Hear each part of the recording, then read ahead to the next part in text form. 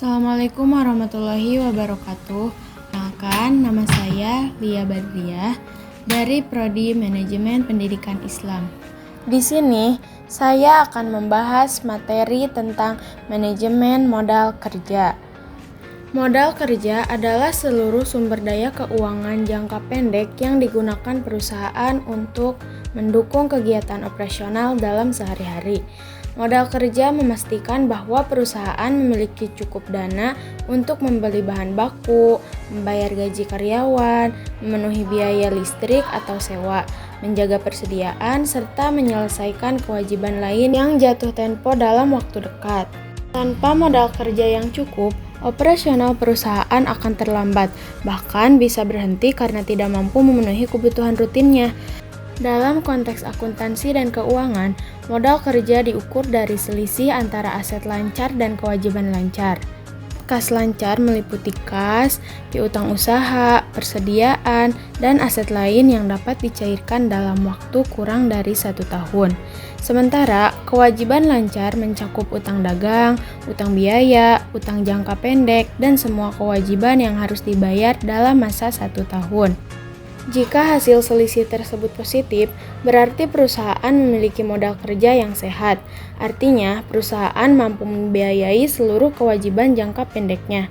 Dan jika hasilnya negatif, perusahaan berada dalam kondisi berisiko karena bisa kesulitan membayar kewajiban dan menjalankan aktivitas rutin. Modal kerja bukan sekedar angka dalam laporan keuangan, tetapi merupakan indikator vital tentang seberapa kuat kemampuan perusahaan mempertahankan likuiditas dan stabilitas operasional.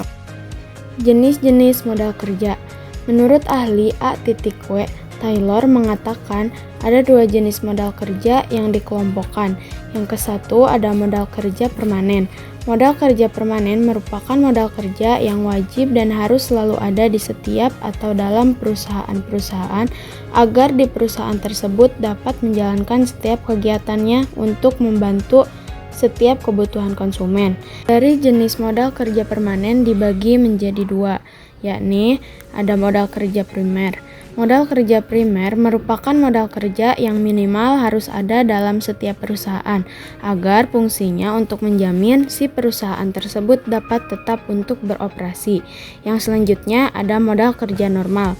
Modal kerja normal merupakan modal kerja yang wajib dan harus ada agar si perusahaan terbiasa hanya untuk bisa beroperasi dengan tingkat produksi yang normal. Yang kedua yaitu modal kerja variabel.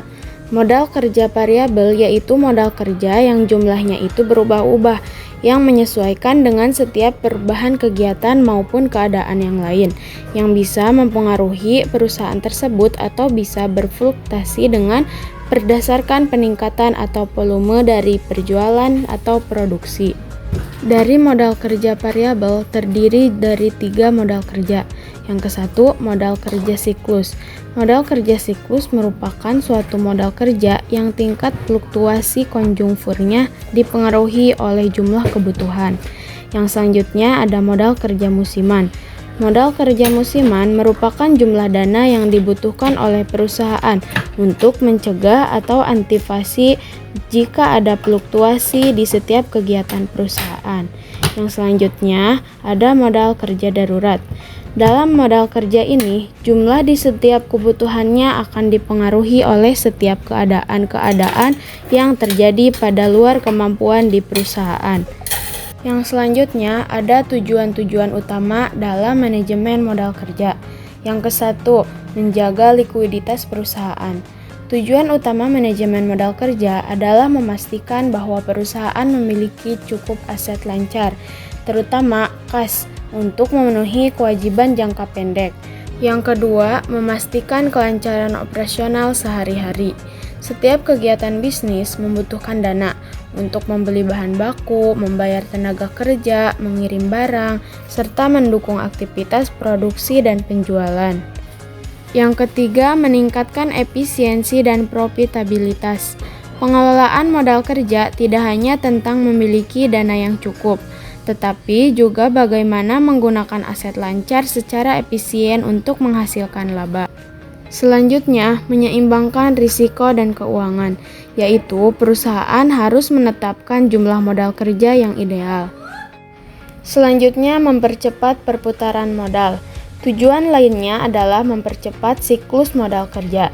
Semakin cepat modal berputar dari bentuk kas menjadi persediaan, piutang, lalu kembali menjadi kas, maka semakin baik kondisi keuangan perusahaan. Tujuan manajemen modal kerja yang terakhir yaitu menghindari kekurangan dan kelebihan modal. Manajemen modal kerja yang baik membantu perusahaan menentukan kebutuhan dana jangka pendek secara tepat. Jika modal kerja berlebihan, dana mengendap tanpa memberikan hasil. Sebaliknya, jika modal kerja terlalu sedikit, operasional dapat terganggu. Sekian materi yang dapat saya sampaikan. Wassalamualaikum warahmatullahi wabarakatuh. Dadah.